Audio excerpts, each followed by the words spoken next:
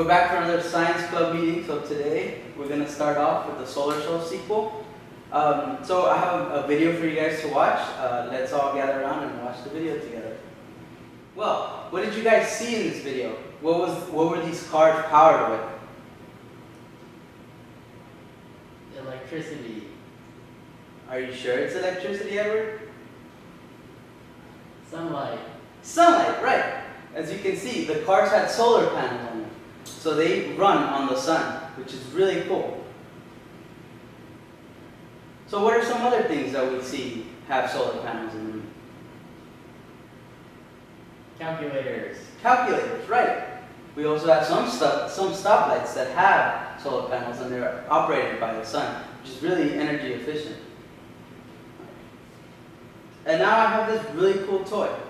It has a weird solar panel thing on it. So what do you think it's powered with? Sunlight. Sunlight, right. So what if we were to take this lamp, this heating lamp actually, and use it as the sun to see if this object will move, or this toy?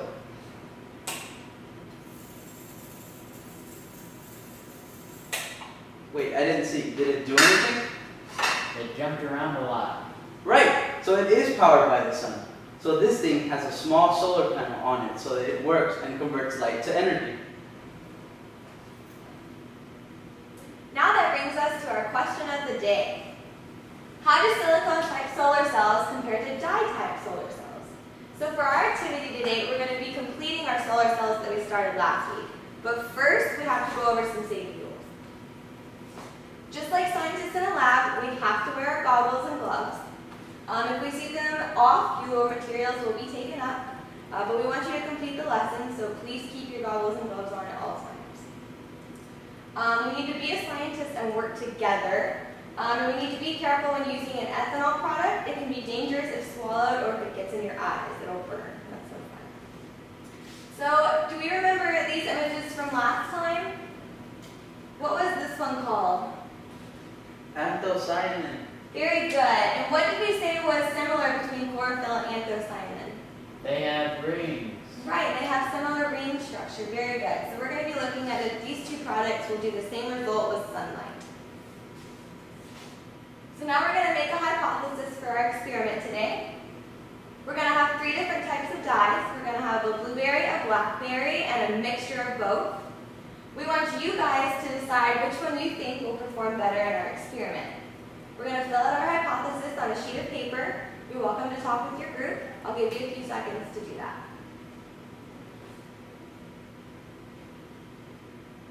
Okay, now that we all have our hypotheses, does anybody want to share what they have? We thought the blackberry was going to do better. Good hypothesis. We'll find out. So to begin our experiment, our first step is going to be to come up to the front, and I'll give you instructions to do that, and grab your tray from last time. So now I'm going to number you off from 1 through 4, and then the number 4 will be our materials manager, and they will be in charge of getting our materials. Now that you guys have your materials, we can move on to step number 2. Slowly pour your juice into the small Petri dish. Looks just like this one. Make sure your juice is covering your entire solar cell or it won't work properly. I'll give you a few seconds to complete.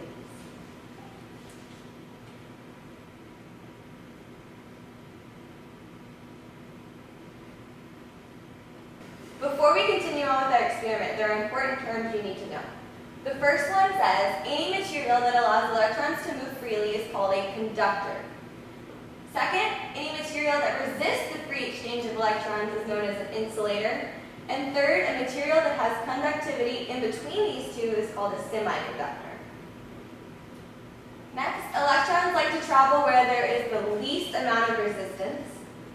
And we use a multimeter to measure the resistance, just like we used last week in our lesson.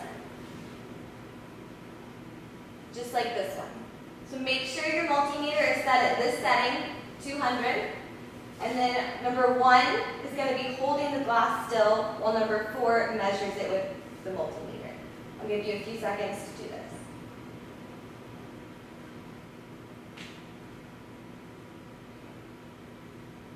Next, I want you to get your glass and your pencil.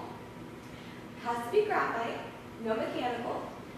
And I want you to color all of the square. Completely cover your square with your graphite pencil. I'll give you a few seconds to complete this.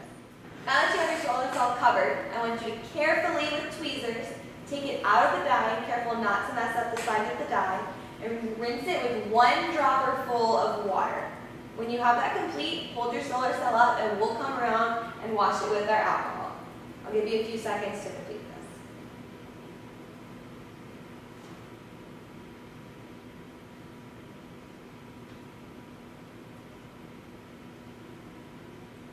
Now that your solar cell is dry, we're going to have to put the 2 pieces together like a sandwich. So I want you to do it just like this, where it's offset. You have 1 piece here and another offset of this one. Then we're going to come around with binder clips and clip them together for you. I'll give you a few seconds to complete this task.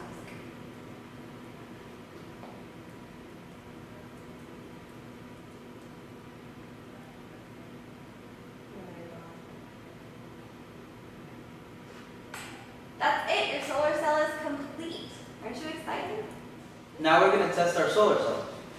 So we're going to need to change the multimeter to 2000. That way we can test our solar cell. So to test our solar cells, we're going to need to put alligator clips. But you need to place the alligator clips on the offset sides of your solar cell. That means one goes on this side and one goes on the other side. While we're data collecting, we're going to have to take turns coming up to the heating light station.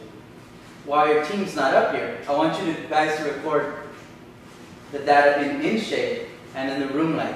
That way you collect different types of data. Then while you're up here at the station, you're going to bring up your solar cell. I'm going to shine the light on it, and you're going to use the multimeter to get some data and mark it down on your data sheet. Now that we've collected all our data, which one of these had the most voltage in all the light settings? BlackBerry. The BlackBerry, right. Why do you think that is? Does anyone have any hypothesis on why that would happen? The black absorbed more light. Right. The color has a lot to do with it.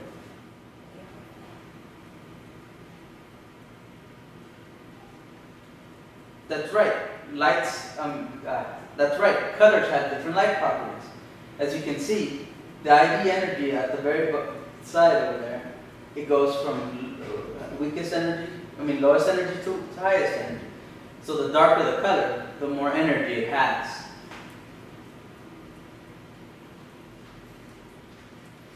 So let's think about a rainbow. A rainbow has a refraction of the sunlight, basically. So the only time we see rainbows is during the rain. And as you can see, the colors are always in the same shape as our energy spectrum that we just saw in the last slide. So like we see, we have the red has the lowest energy and violet has the highest energy. So where does the BlackBerry fall under? Do you think it belongs in the red side or closer to the violet side? The violet side. Right, the violet side. It's darker, and it's darker than blue, so it has more energy. So let's talk about how our solar cells work. See, our solar cells, these are our solar cells here, we get light, and it hits the die and the tile and the titanium oxide that we put, the powder that we put on our solar cell, and it lets electrons pass through them. So the different colors, that energy flow out differently. So the BlackBerry allows electrons to move more freely than the blueberry does. So let's think about what chlorophyll and anthocyanin are. They're basically just dyes. Chlorophyll, like we see in all our plants, is a green dye, and anthocyanin is a more purple-violet color dye. And as you can see, all around the world, we have different types of solar energy, energies. So the sun hits us at very different ranges. As you can see, some parts in North America and South America get more sun than way up north in North America, while all of Africa gets a lot of sunlight. Solar-powered energy is an alternative source of energy, also known as a renewable source. Here are some examples. This is like the solar car we saw in our video earlier in the lesson. This house has water directly heated by the sun. Solar panels on the front, which heats the water throughout the house. We even have a solar-powered Mars rover. Why do you think solar energy is a good way to power our devices? Because the light from the sun will be around for a long time. Good. We're going to have that source for a really long time. It's reliable. What are some other renewable sources of energy you can think of? Water. Okay. Wind. Wind. Great job, guys.